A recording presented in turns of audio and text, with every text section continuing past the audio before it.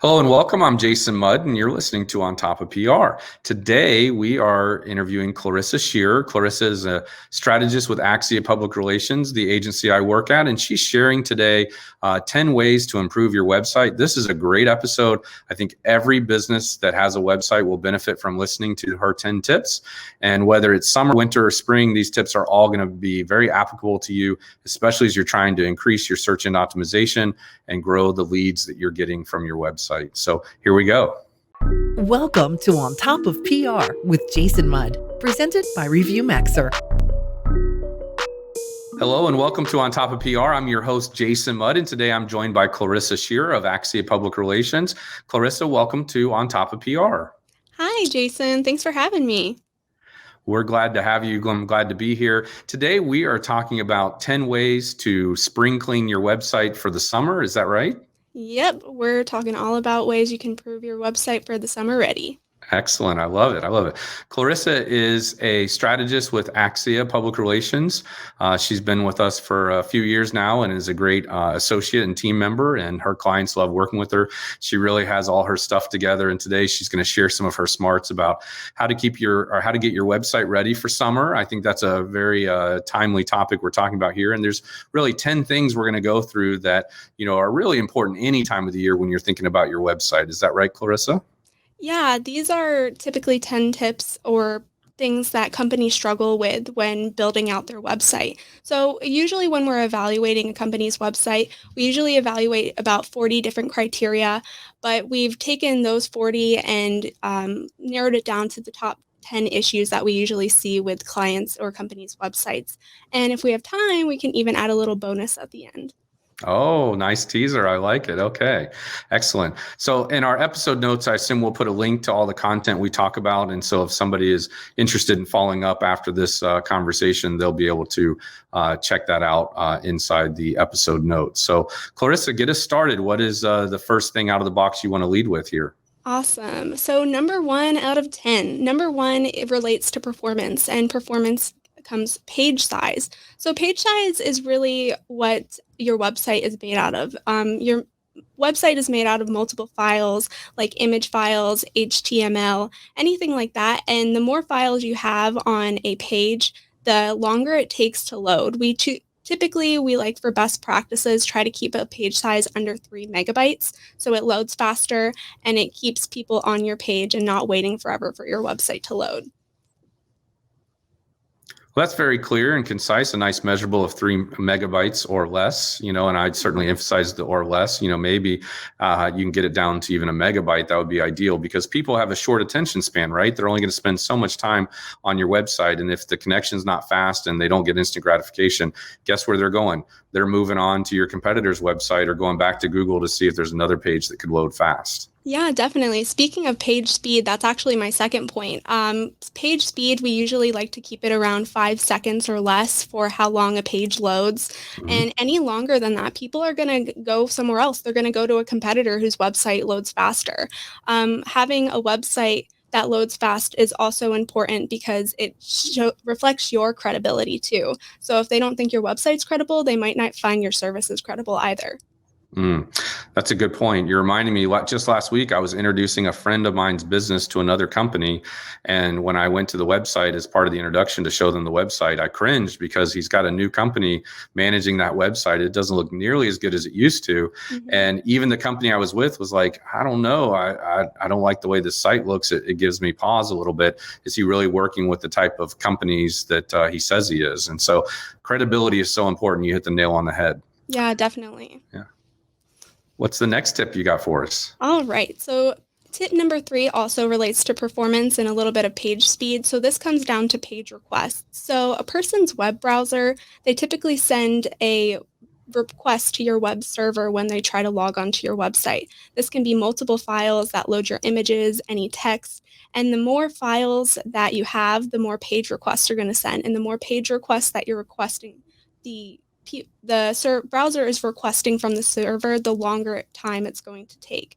So the more HTTP requests your website makes, the slower it becomes. By combining different files, the faster your website's going to be too. Yeah, that's good advice. I know companies really struggle with that. And, Mhm. it's one of those things that a user doesn't really realize because all that's behind the code. But Mhm. having nice and clean code that pulls a limited number of page requests will really help you. And also, Google knows that. And so they're going to help rank your site even higher. That's a good tip. Yeah, definitely. Let's talk tip number 4 now. So, tip number 4 relates to mobile responsiveness. People typically think of websites, they think of computer screens. They don't take into account that most of the websites we visit are probably from our mobile phone. And that really needs to be different because a lot of people visit websites on their phone and the responsiveness matters. So, mobile responsiveness really refers to the layout of how your website looks on a mobile phone. You don't want someone to go to your website on a mobile phone and have to zoom in on all your text or zoom out because it's too big or having links that just don't make sense and don't fit on your pages. So, mobile responsiveness is something people really need to take into account when they're building their website too. Totally agree. I'm a heavy Power Mobile user, and if a company's website like you're describing doesn't load quickly, it's going to load even slower on mobile. And if it doesn't render right, forget about it. Right? They're going to move on very quickly. It really is a mobile world, and so if your website's not mobile friendly already, oof, that's going to be tough to do business, especially this summer when people are traveling even more, right? And maybe they're Yeah. checking out your products or services while they're traveling because they're in market or they're sitting on the Mhm. beach or they're on a plane or they're in an airport or they're at a cabin. Mhm. Who knows, right? But Yeah. yeah, I mean, mobile usage, if it's not high enough now for you, it's going to be even higher during the summer when people are traveling.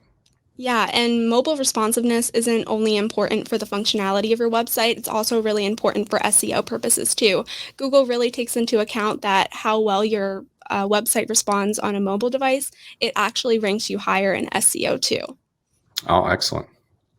And speaking of SEO, so a little bit about SEO before we talk about how we can work on that with your website too. So SEO stands for search engine optimization, and it basically just means how your website ranks on the first page of Google or any page of Google. But you want to be on the first. You want to be the first thing people see. And the more keywords and the more credibility your website gains, the more traffic that comes to your website, the higher your website is going to rank on Google. And hopefully, it'll be the first link when someone looks up an industry that your company is in, and people will click that link and they'll do business with you. And for SEO, so we have a couple tips relating to SEO too about how you can get your website summer ready. So, first is the permission to index. So, Google actually has little web crawlers that crawl around a new website or a new web page to see if your site is legitimate or not, and also allows it to index itself onto Google pages. So if your website doesn't give Google or any other search engine the permission to index, then it's not going to show up on any of the Google pages either. That's a good tip. I like it. Yeah. We have a few more regarding SEO too. Next, let's talk meta description. And just to remind everyone, this is the sixth tip. So we're on tip 6 of 10. Okay. So for the meta description, and meta description is an HTML element. It really describes and summarizes what your web page is about. So the page title is what the bold thing that you're going to see for some of the Google searches. And then under each of the bold titles or bold page titles, you're going to see the meta description that gives a little summary of the page of what someone's about to click on. Keywords can be, if someone is looking up a specific question, they may find your website based on the meta description, not just the page title. So it's really important to have those meta descriptions inserted correctly and with correct keywords so people can find your web page too. And not only that, I also think that meta description is also like the teaser to tell the user what they're going to see upon click. So it's kind of like a little bit of a summation to verify, yes, this is the type of information I'm looking for. So I am going to click and move forward and continue in the conversation. Clarissa, these tips are great and really insightful. I want to take a quick break and then we'll come back with more on the other side. All right. See you then. You're listening to On Top of PR with your host, Jason Mudd. Jason is a trusted advisor to some of America's most admired and fastest growing brands. He is the managing partner at Axia Public Relations, a PR agency that guides news, social, and web strategies for national companies. And now, back to the show. Hello and welcome back to On Top of PR. I'm your host, Jason Mudd. Today I'm joined by Clarissa Shearer. We're talking about how to improve your website for summer, but really how to improve your website for any time. Look, if you're enjoying this episode, I would encourage you to take two actions. Number one is subscribe so that you get notified whenever we have new episodes drop. Secondly, if there's a colleague that you think would benefit from this conversation or someone you know, please be sure to let them know about this episode so that they can learn more and make their website even better too. And so let's get back to the show with Clarissa Shearer. Hey. So we've talked a little bit about, I think we went through 6 tips so far about the 10 ways that you can spring clean your website this summer. That's right. To be prepared for summer. So we have 4 more tips left, plus maybe a bonus one if Jason's nice enough and will let us listen to it. But we've just got started on SEO, and we have a couple more tips related to SEO. So SEO, like I said before, is search engine optimization. It really helps how Google or another search engine ranks your website or company website on the first page of Google or any page of Google, and you really want to be at the top. So for last time we talked about meta descriptions. Let's talk about content plugins now. So content plugins are basically software additions that allow you to customize your website. That's the simplest form I can put it. But they also help web pages become more than just big blocks of text too. So there's plugins that help your blog posts rank better. There's plugins to help you embed YouTube videos or any other kind of videos on your website. And there's also plugins that help you customize your fonts. So it's important to have website plugins that are compatible and aren't that give you the ability to customize your site more too. Also helps you with SEO. I had no idea that would help you with search engine optimization also. It seems like all these tips are coming back to search engine optimization, which is great because number one, not only is search engine optimization incredibly important, right? It can make or break a company's success. And number two, it really shows just how powerful Google and the search engines have really become because they are obviously considering user experience as a leading indicator, leading reason to rank pages high. And so I think that's compliments to them. They know the better content they point users to, the happier their users will be, and therefore the more satisfied. So I really think that's something that a lot of companies should be keeping in mind. You know, it used to be people would try to manipulate the search engines to get the outcome they are looking for. I know in the late 90s, that's what everybody seemed to be doing. But then eventually along came Google and really set the bar, quite a bit higher for not only fast and more accurate results, but more user-friendly results. So I'm really glad to hear so many of these tips that you're sharing are helping the audience rank higher on search engines, which is just critical. Yeah, definitely. Google really takes in the user experience into account when they're calculating SEO and making you earn it to go on the first page. Yeah, there you go. I like it. But one last SEO related tip to your website is descriptive link text.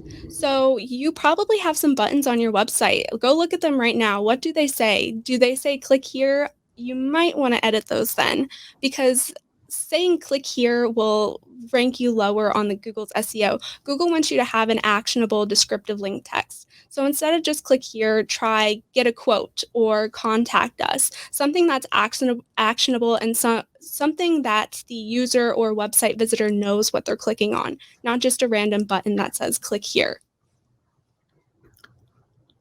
I couldn't agree more with you, Clarissa. That is like, I'm saluting that flag because I'm a big believer in what you're describing. I think that's so important. I also think it's important, and I hope I'm not taking away one of your tips, but what came to mind, I'm kind of hooking on to your answer or plussing your tip is that, the hover, when you hover over that link, what appears there is the alternate text. And that's not only important for our friends that need accessibility, but it's also important as part of your search engine optimization. And thirdly, it's also important. So when the user just kind of hovers over that with their mouse, and that's what I'm using my finger for those watching the video, is when you're hovering over that link, little text pops up and tells you what you're going to see next or what this is going to do, what action it's going to take. So again, good for SEO, good for those that need the accessibility assistance. But thirdly, just the user experience is going to tell you that when I click on this link, I'm going to view article, or I'm going to, request a quote, like you said, or contact the company. Just gives them a little bit more assurance of what's going to happen next when they click on that button. Yeah, definitely. It's really important to let users know everything about your site in regards how it benefits them. And that's more than just putting click here, because what am I clicking on? Where are you sending me right now? Mm-hmm. That's right. Click here was kind of the common way in the early days of the internet to, establish to someone, the user, that this is the link. But, the internet is, from a consumer standpoint, it's probably getting close to being, in the marketplace for, 25, 30 years, almost 30 years now. And so people are getting way more sophisticated about how to use the internet. They don't need a button that says click here to realize that's what you're trying to do. So if you're a copywriter on staff, or your agency or your colleague is still using click here, it's time to put them in a time machine and get them, out of the 90s, right, and into the roaring 20s here, to make sure they understand that click here is something you don't have to do anymore. People know where to click. They know how to click. Instead, challenge yourself to be more descriptive and more optimized in what you're the keywords you're using to link from. Yeah, definitely. Make it actionable. Speaking of actionable, we're going to talk about how you can take action to secure your website better, because the last two tips I have relate to security and security of your website. So first, we're going to talk about HTTPS. So this protects websites from attacks and gives visitors the confidence to visit your website to make sure it's authentic and trustworthy. So you actually need a security certificate to obtain an HTTPS.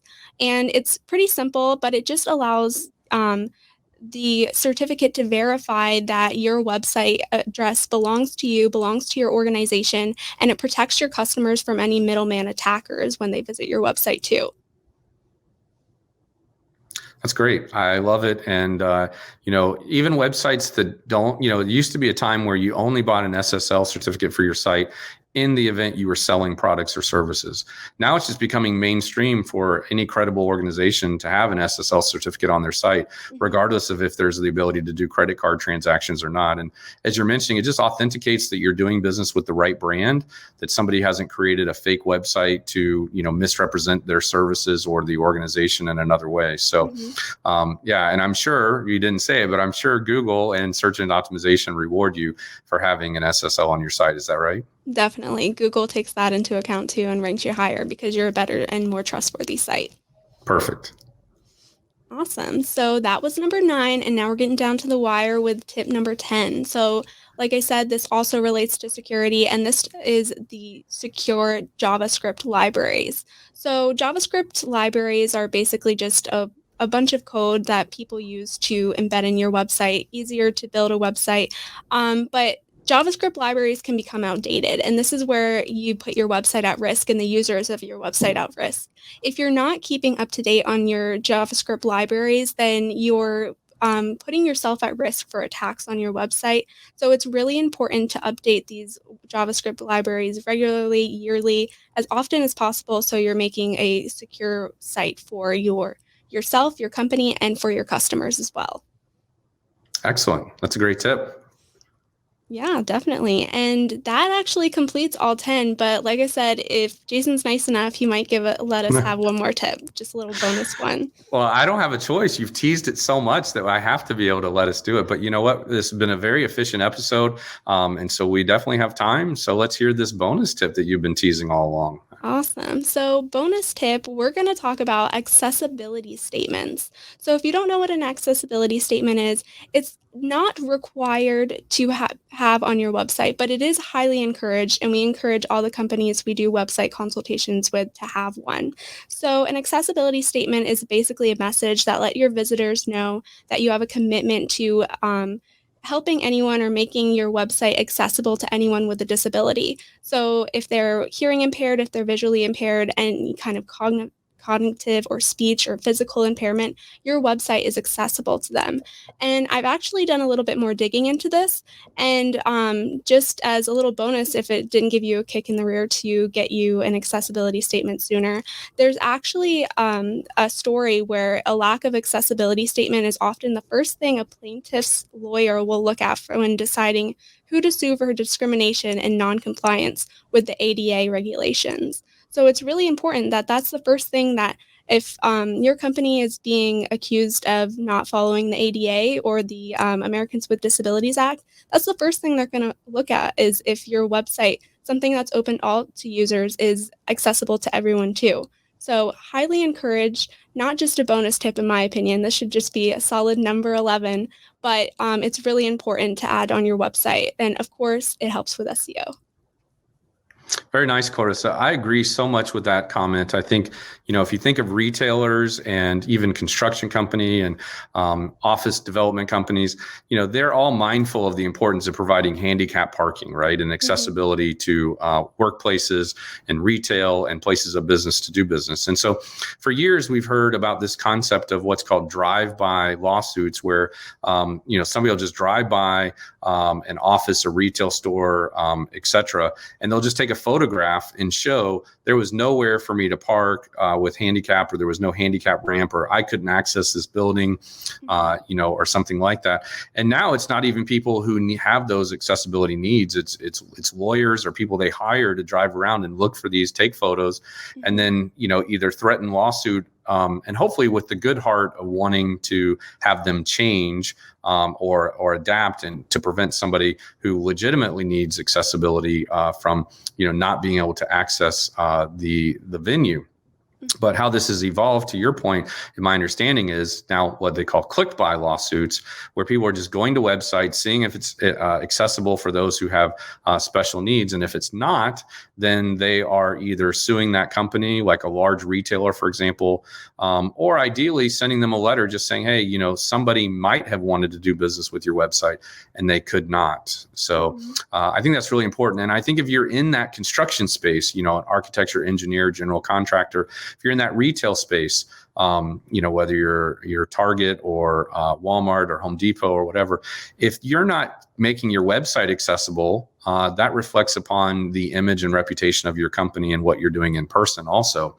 And so if our construction clients, many of them, that's what they do for a living, is make sure the spaces they design, the spaces they build are accessible. But if you neglect it on your website, I think it really sends a wrong message, especially to the buyers who are looking to make sure that you are savvy in that area and in those spaces for certain. So I'm glad you brought that tip up. I wasn't expecting you to bring it up, but I'm glad you did, because I think it is a really good and really important tip. And so to that end, I'll make sure that in the show notes, we put in a link to a couple of accessibility solutions that we use and recommend that actually kind of bolt on accessibility capabilities to your existing website. Otherwise, it is a big endeavor to take an existing website or even build a website from scratch, make sure it's 100% accessible. Probably nothing is 100% perfect, but there are adaptions and considerations you can take, one of which is using one of these two pieces of software to really help your users have that experience and set the settings they need to have that just right experience. And so that's at least, I think the first step is an accessibility statement. Do you agree with that?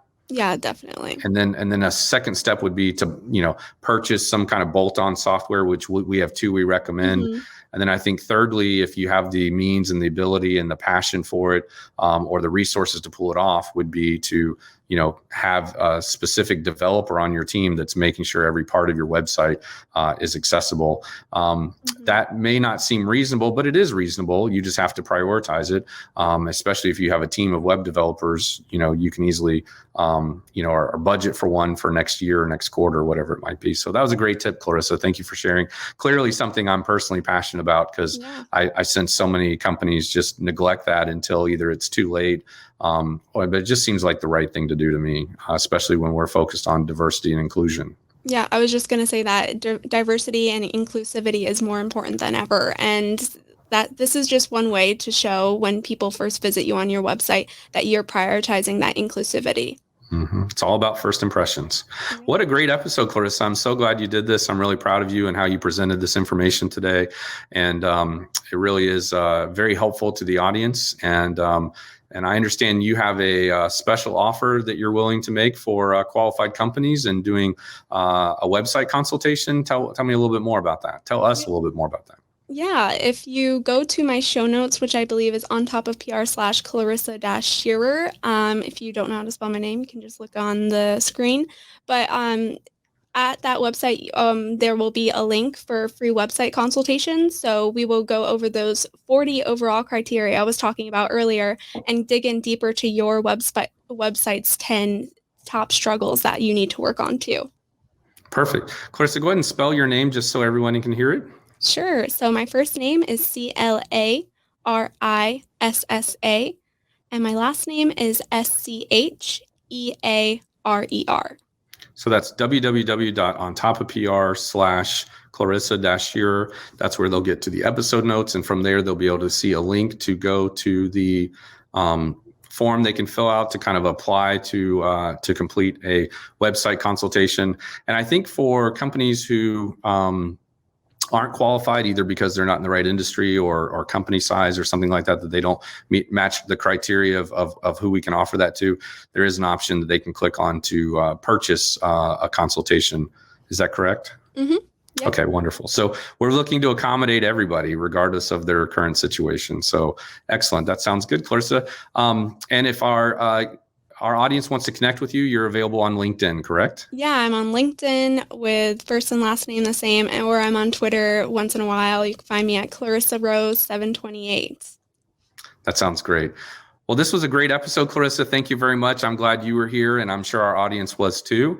And like I said, if this was an episode you benefited from, I hope you will share it with your colleagues. And if you have any topics you'd like to hear, please be sure to reach out to us at On Top of PR. Otherwise, I hope today by listening to these 10 tips, you are able to stay on top of PR and continue your loyalty and tuning in and watching our shows. This has been On Top of PR with Jason Mudd, presented by ReviewMaxer. Be sure to subscribe so you don't miss an episode, and check out past shows at ontopofpr.com.